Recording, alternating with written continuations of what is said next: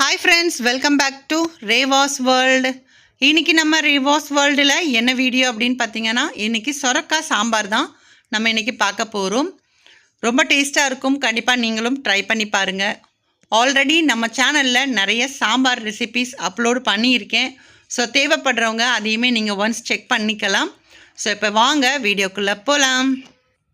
இப்போது சாம்பார் செய்கிறதுக்கு ஒரு பாத்திரம் எடுத்து வச்சுருக்கேன். இதில் கொஞ்சமாக எண்ணெய் சேர்த்துக்கோங்க. எண்ணெய் கொஞ்சம் சூடானதுக்கப்புறமா இதில் கொஞ்சமாக நீங்கள் வெந்தயம் சேர்த்துக்கிட்டிங்க அப்படின்னா சாம்பார் இன்னும் ரொம்ப நல்லாயிருக்கும். கொஞ்சம் வெந்தயம் சேர்த்துக்கோங்க. இப்போ வெங்காயம் சேர்த்தாச்சு. ஒரே ஒரு வெங்காயத்தை நீல வாக்கில் கட் பண்ணிவிட்டு சேர்த்துக்கிறேன். ஸோ இந்த வெங்காயம் ஓரளவுக்கு நல்லா வதங்கி வரும்போது ஒரு 2 தக்காளி அதையுமே சேர்த்துருக்கேன். சேர்த்துட்டு இப்போ இது ரெண்டுமே லைட்டாக மசிஞ்சு வரட்டும். அந்த அளவுக்கு கொஞ்சம் நேரம் வதங்கினா போதும். ஸோ இந்த அளவுக்கு நல்லா வதங்கி வந்ததுக்கப்புறமா காய்கறிகள் கட் பண்ணி சேர்த்துக்கலாம். இப்போ நான் சொன்னது சொரக்காய்க்கு மட்டும் இல்லை, நீங்கள் எந்த சாம்பார் வச்சாலும் இதே மாதிரி ப்ரிப்பேர் பண்ணிக்கோங்க. நான் இன்றைக்கி சொரக்காவும் ஒரே ஒரு உருளைக்கிழங்கும் சேர்த்துக்கிறேன். வேறு காய்கறி இல்லைன்றதுனால சொரக்காவும் ஒரு உருளைக்கிழங்கு மட்டும் சேர்த்துருந்தேன். வெறும் சொரக்காய் மட்டும் வச்சாலே போதும், ரொம்ப நல்லாயிருக்கும்.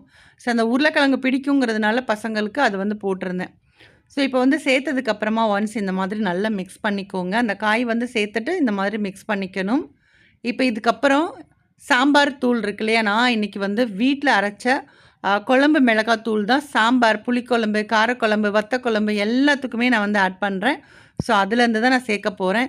ஒரு 1/2 டீஸ்பூன் மஞ்சள் தூள், இப்போ ஒரு 1/2 டீஸ்பூன் அளவுக்கு நம்ம வீட்டில் அரைச்ச குழம்பு மிளகாய் தூள்லேருந்து சேர்த்துக்கலாம்.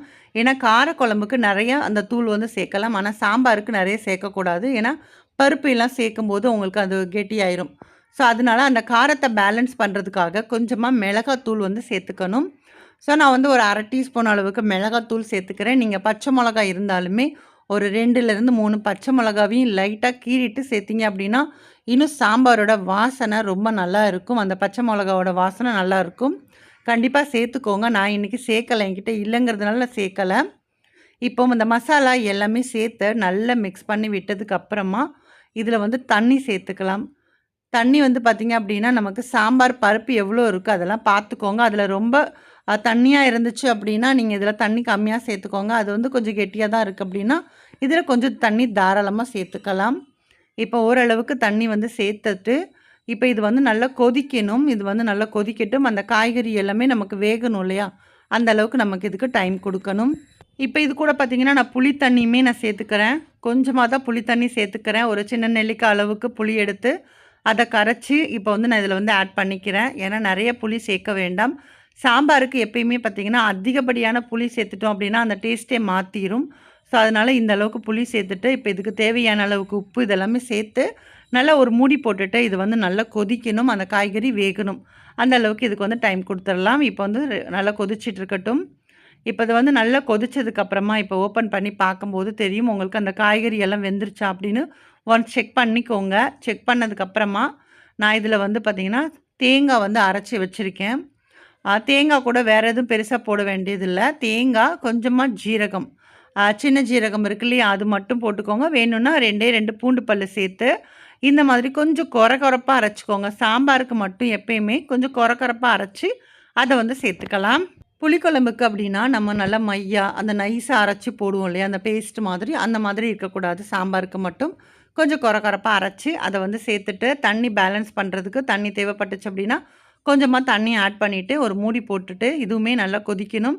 ஏன்னா நம்ம அந்த தேங்காய் எல்லாம் போட்டிருக்கோம்ல, அதோட பச்சை வாசனை எல்லாமே போகணும் இல்லையா, அந்த அளவுக்கு கொஞ்சம் நேரம் கொதித்து வரட்டும். அதுக்கப்புறமா பார்த்திங்கன்னா ஆல்ரெடி வேக வச்சு பருப்பு எடுத்து வச்சுருக்கேன், துவரம் பருப்பை. இது ஒரு 150 கிராம் துவரம் பருப்பு இருக்கும். அதை நல்லா பாயில் பண்ணி எடுத்து வச்சுருக்கேன். அதை லைட்டாக இந்த மாதிரி மசிச்சு விட்டுக்கோங்க. அதுக்காக ரொம்ப கூலாக மசிச்சிடக்கூடாது, கொஞ்சம் தெரிகிற மாதிரி இருக்கணும். இப்போ நம்ம பருப்பையும் ஆட் பண்ணியாச்சு. பருப்பு ஆட் பண்ணதுக்கப்புறமா இதை ரொம்ப நேரம் நீங்கள் கொதிக்க வச்சிட்டிங்க அப்படின்னா இது எப்படி இருக்கும்னா சாம்பார் அந்த பழைய சாம்பார் நம்ம சூடு பண்ண அந்த பழைய சாம்பார் எப்படி இருக்குமோ அந்த மாதிரி ஆயிரும். நீங்கள் ஃப்ரெஷ்ஷாகவே வச்சாலுமே நீங்கள் ரொம்ப நேரம் கொதிக்க வச்சிட்டிங்க அப்படின்னா அந்த சாம்பாரோட தன்மை மாறிடும் கண்டிப்பாக. ஸோ இப்போ கொஞ்சமாக கொத்தமல்லி இலையை மேலே தூவி விட்டுட்டு ஒரு மூடி போட்டுட்டேன். ஸோ இப்போ சும்மா ஒரு கொதி இல்லை 2 கொதி மட்டும் விட்டுருங்க. இப்போ இதுக்கு ஒரு தாளிப்பு ரெடி பண்ணிடலாம். ஒரு பேனில் கொஞ்சமாக எண்ணெய் ஊற்றி வச்சுருக்கேன். கடுகு, உளுத்தம்பருப்பு, 2 வெந்தயம் சேர்த்துக்கிறேன். ஜீரகம் வேணும் அப்படின்னாலும் கூட நீங்கள் கொஞ்சமாக ஜீரகமும் சேர்த்துக்கலாம். இது கூட சின்ன வெங்காயம் நல்லா பொடிசாக சாப் பண்ணி வச்சுருக்கிற சின்ன வெங்காயத்தையுமே ஆட் பண்ணிட்டேன். இந்த சின்ன வெங்காயம் தாளிப்பு பார்த்திங்க அப்படின்னா அந்த சாம்பாராக இருக்கட்டும், காரக்குழம்பாக இருக்கட்டும், எந்த டிஷ்ஷாக இருந்தாலும் இந்த ஒரு சின்ன வெங்காயம் தாளிப்பு ரொம்ப மணமாக இருக்கும்.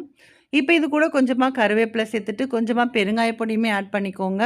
இப்போ இது எல்லாம் சேர்த்து நல்லா பொரிஞ்சு வரும் இல்லையா, அந்த ஸ்டேஜில் ஆல்ரெடி நம்ம ரெடி பண்ணி வச்சுருக்கிற சாம்பாரில் ஆட் பண்ணிக்கோங்க. அவ்வளோதான். இப்போ வந்து தாளிப்பு ரெடி. அதை வந்து சாம்பாரில் சேர்த்துட்டு அந்த குழம்பையே நம்ம மறுபடியும் அந்த சட்டியில் லைட்டாக ஊற்றி ஒன்ஸ் இந்த மாதிரி நல்லா மிக்ஸ் பண்ணி விட்டுருங்க. அவ்வளோதான். சூப்பரான டேஸ்டான சொரக்காய் சாம்பார் வந்து ரெடி. நீங்களும் ட்ரை பண்ணி பார்த்துட்டு உங்களோட ஃபீட்பேக்ஸை கண்டிப்பாக என் கூட ஷேர் பண்ணுங்கள்.